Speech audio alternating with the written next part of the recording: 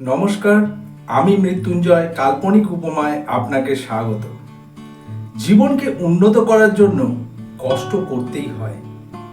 যারা সেই কষ্টটাকে মেনে নিতে পারে তারাই জীবনে সুখে স্বাচ্ছন্দ্যে থাকে, আর যারা সেই কষ্টটাকে মেনে নিতে পারে না, হয়তো বাকি জীবনটা তাদের কষ্ট করেই কাটাতে হয়। কেন বলছি এ কথা? চলুন শুনে নেওয়া যাক। এক শহর অঞ্চলে একজন কারুশিল্পী থাকতেন, মানে যিনি কাঠ খোদাই করে সুন্দর সুন্দর মূর্তি তৈরি করতেন। সেই জন্য তার নামও শহরের বিভিন্ন জায়গায় ছড়িয়ে পড়েছিল। একবার একজন শিল্পপতি ঠিক করলেন তার কাছ থেকে একটা মূর্তি তৈরি করে সেই মূর্তি একটা মন্দিরে স্থাপন করবেন। সেই অনুযায়ী তাকে বরাতও দেওয়া হলো। এরপর কারুশিল্পী একটা কাঠের গুঁড়ি নিয়ে তাতে শিল্প রচনা করতে শুরু করলেন। মানে ওই গুঁড়িটাকে নিয়ে সে হাতুড়ি এবং বাটালি দিয়ে তাতে খোদাই কাজ শুরু করলেন। কিছুটা কাজ করার পরেই সেই গুঁড়ি তাকে করুণ স্বরে বলল, হে শিল্পী, আমার বড় কষ্ট হচ্ছে, তুমি আমাকে মুক্তি দাও, আমি এ কষ্ট সহ্য করতে পারছি না। তখন সেই কারুশিল্পী গুঁড়িকে বলল, জীবনকে উন্নত করার জন্য এইটুক কষ্ট তো সহ্য করতেই হবে।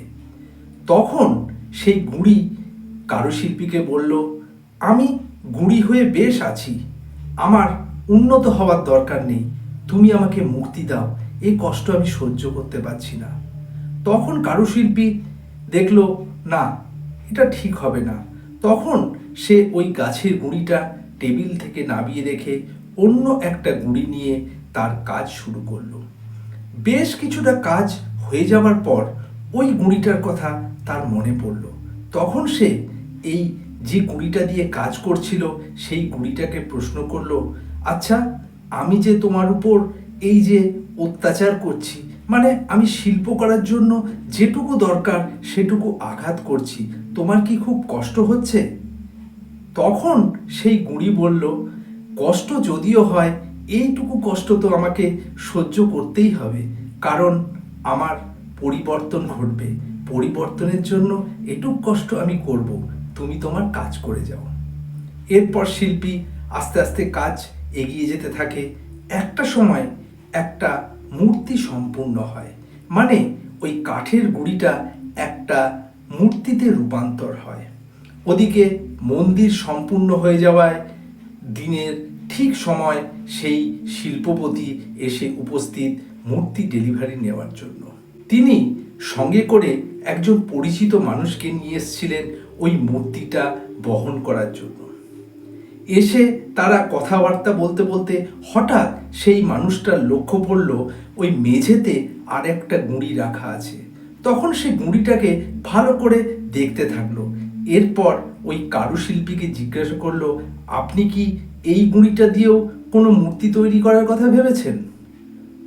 মুহূর্তের মধ্যে কারুশিল্পীর কানে প্রতিধ্বনিত হতে লাগলো ওই বুড়ির কথাগুলো, আমার বড় কষ্ট হচ্ছে, আমাকে ছেড়ে দাও, আমাকে মুক্তি দাও। সঙ্গে সঙ্গে ওই কারুশিল্পী ওই মানুষটিকে বলল, না, আমি ভাবছি ওটা দিয়ে আমি কোনো মূর্তি তৈরি করব না।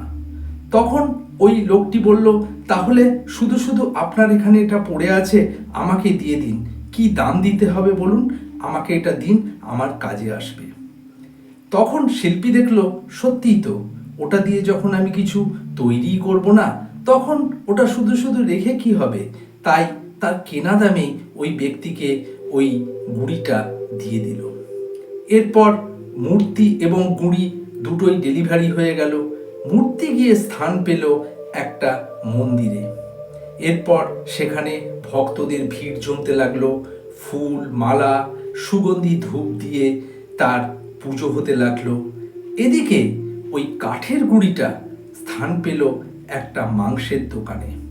সেখানে দিনের পর দিন ওই চপারের আঘাত গুঁড়ির উপর পড়তে শুরু করলো। তখন ওই কাঠের গুঁড়িটা ভাবল, শিল্পীর সেদিনের একটু কষ্ট যদি আমি সহ্য করতাম, আমি যদি পরিবর্তন হতাম, তাহলে হয়তো আমাকে এই কষ্টটা করতে হতো না। এরপর থেকে দিনের পর দিন ওই গুঁড়ির ওপর চপারের আঘাত পড়তে পড়তে গুঁড়ি একদম বিধ্বস্ত হয়ে গেল। এই গল্প থেকে আমরা এটাই বুঝতে পারি, জীবনে কষ্ট না করলে জীবনের উন্নয়ন হয় না। তাই জীবনে কষ্ট করতেই হবে।